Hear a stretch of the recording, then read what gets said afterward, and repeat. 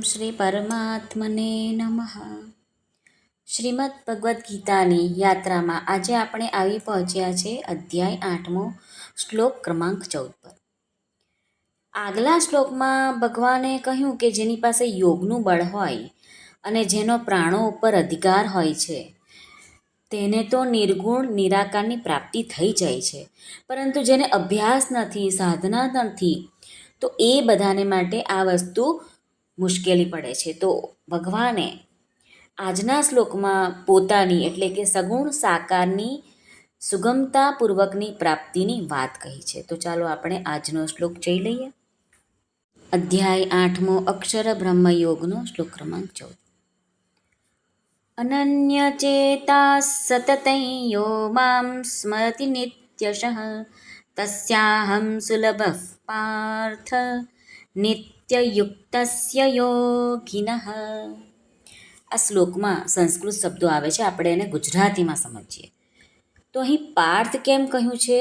તો કહે છે કે એ પૃથાનો પુત્ર છે, એટલા માટે એને ભગવાન પાર્થ કહીને બોલાવતા હતા. અનન્ય ચેતાહા એટલે કે અનન્ય ચિત્તવાળો, યહ એટલે જે માણસ, મય એટલે મારામાં, મામ એટલે કે મુજ પરમેશ્વરનું, નિત્યશઃ નિત્ય, સતતમ નિરંતર, સ્મરતિ સ્મરણ કરે છે, તસ્ય એટલે કે તે, નિત્યયુક્તસ્ય નિત્ય નિરંતર મારામાં જોડાયેલા, ભગવાન આમ કહે છે, યોગિનઃ યોગીને માટે, અહમ હું, સુલભ સુલભ છું એટલે કે તેને સુલભતાથી પ્રાપ્ત થઈ જાઉં છું. સાધક સંજીવનીમાં શ્રી રામ સુખદાસજી મહારાજ વિવેચન કરે છે, કહે છે કે અનન્ય ચેતાહા. તો આ શબ્દ ભગવાને કેમ વાપરે છે? તો કે જેનું ચિત્ત ભગવાનને છોડીને કોઈ પણ ભોગભૂમિમાં, કોઈ પણ ઐશ્વર્યમાં સહેજ પણ જતું નથી, જેના અંતઃકરણમાં ભગવાનના સિવાય અન્ય કોઈનો આશ્રય નથી, મહત્વ નથી, તે મનુષ્ય અનન્ય ચિત્તવાળો છે. જેવી રીતે પતિવ્રતા સ્ત્રીનું પતિનું જ વ્રત નિયમ હોય છે, પતિના સિવાય તેના મનમાં અન્ય કોઈ પણ પુરુષનું રાગપૂર્વક ચિંતન થતું નથી. શિષ્ય ગુરુને અને સુપાત્ર મા બાપને પરાયણ હોય છે, તેમનો બીજો કોઈ ઈષ્ટ રહેતો નથી. એ જ રીતે ભક્ત ભગવાનને જ પરાયણ રહે છે. આથી અહીં ભગવાને શબ્દ વાપર્યો છે અનન્ય ચેતાહા.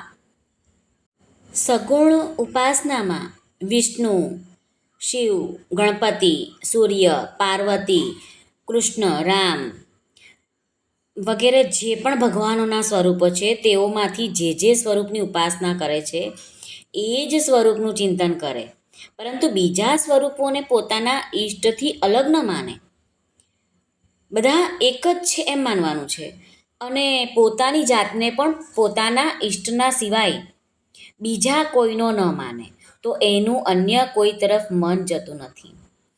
એટલે કે હું કેવળ ભગવાનનો છું અને ભગવાન મારા જ છે, મારો બીજો કોઈ નથી તથા બીજાનો હું પણ નથી, એવો ભાવ હોવાથી તે અનન્ય ચેતાહા થઈ જાય છે. અહીં ભગવાને એક ભારપૂર્વક શબ્દ વાપર્યો, સતતમ, સતત નિરંતર.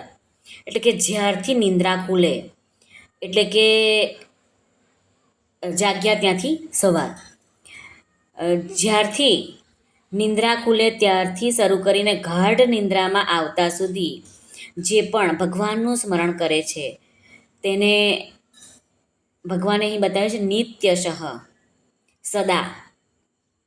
આ વાતને જે દિવસથી પકડી તે દિવસથી શરૂ કરીને મૃત્યુ સુધી ભગવાનનું જ સ્મરણ કરે રાખે, તેને માટે ભગવાને અહીં નિત્યશઃ એમ શબ્દ વાપર્યો છે. જેમ કોઈ બ્રાહ્મણ હોય અને એને યાદ નથી કરવું પડતું કે હું બ્રાહ્મણ છું, પરંતુ તેના બ્રાહ્મણપણામાં કોઈ જ ફરક નથી પડતો,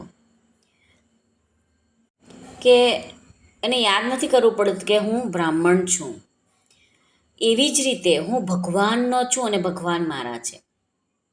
આવી રીતે નિત્ય સંબંધ ભગવાન સાથે જોડાઈ જશે તો નિત્યયુક્ત યોગીને ભગવાન સુગમતાથી મળી જાય છે. ભગવાનના સિવાય શરીર, ઇન્દ્રિયો, પ્રાણ, મન, બુદ્ધિ પોતાના નથી, ફક્ત ભગવાનના જ છે એવું માનવામાં આવે તો ભગવાન સુલભ થઈ પડે છે. પરંતુ મનુષ્યને માનવામાં ભૂલ થઈ પડે છે. તો કેવી રીતે?